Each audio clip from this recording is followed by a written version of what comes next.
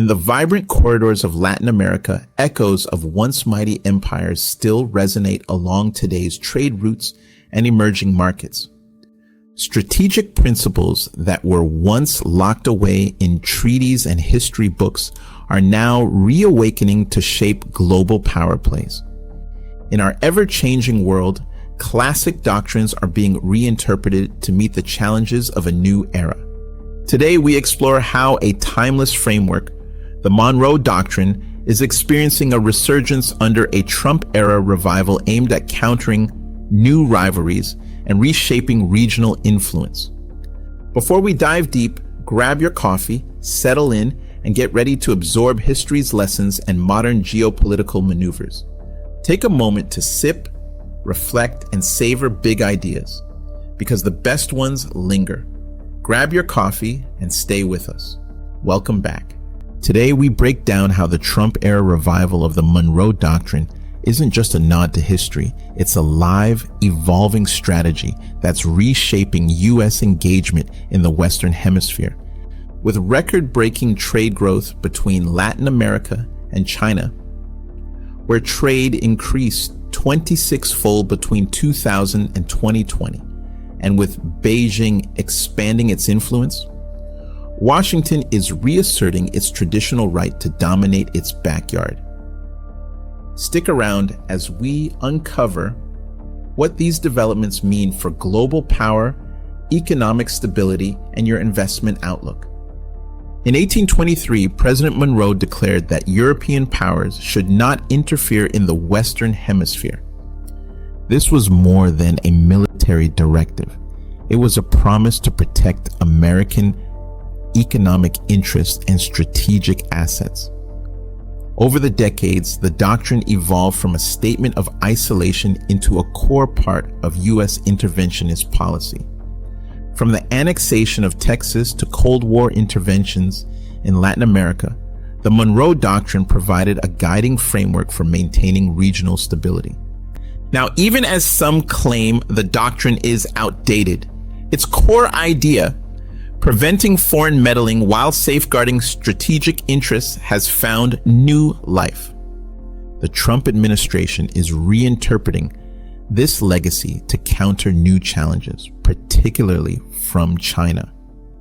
This isn't about living in the past. It's about adapting lessons from history to today's complex geopolitical environment.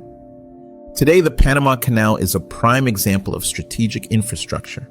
The canal handles roughly $270 billion of cargo each year and is critical to U.S. supply chains, supporting about 5 to 6% of global maritime trade. Nearly 40% of U.S. container traffic relies on this waterway. Meanwhile, Chinese investments in Latin America have surged, with figures reaching around $187.5 billion between 2003 and 2022. U.S. policymakers see these developments as a direct challenge to America's traditional sphere of influence. Trump's rhetoric on reclaiming the Panama Canal, along with his claims that China is gaining undue influence in the region, taps into a long history of asserting American dominance. His plan calls for using economic pressure and, if needed, military options to secure key assets like the canal and ensure that American interests aren't undermined.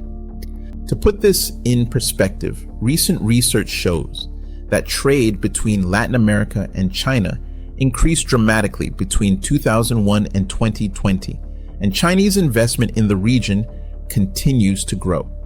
These numbers aren't just data points. They are strategic moves that enhance Beijing's leverage over critical supply chains and natural resources. The canal itself is more than a trade route. It's a symbol of regional power.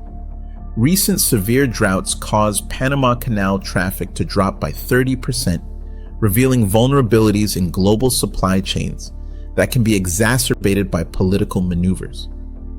These disruptions remind us that even our most established trade arteries are subject to the forces of politics. History teaches us that empires do not simply vanish, they transform. The revived Monroe Doctrine is a case in point. What started as a declaration of non-interference has evolved into a framework for modern U.S. policy. Whether by imposing tariffs, seeking preferential access to strategic assets like the Panama Canal, or pushing for exclusive agreements with Latin American countries, the United States is determined to retain its regional dominance. Controlling these critical trade routes isn't just about economics. It's about power projection and national security. Recent studies show that maintaining control over vessels and supply lines in the Panama Canal is crucial to preserving the U.S. competitive edge. With China expanding its investments across Latin America, this contest has never been more vivid. So what does all this mean for the future?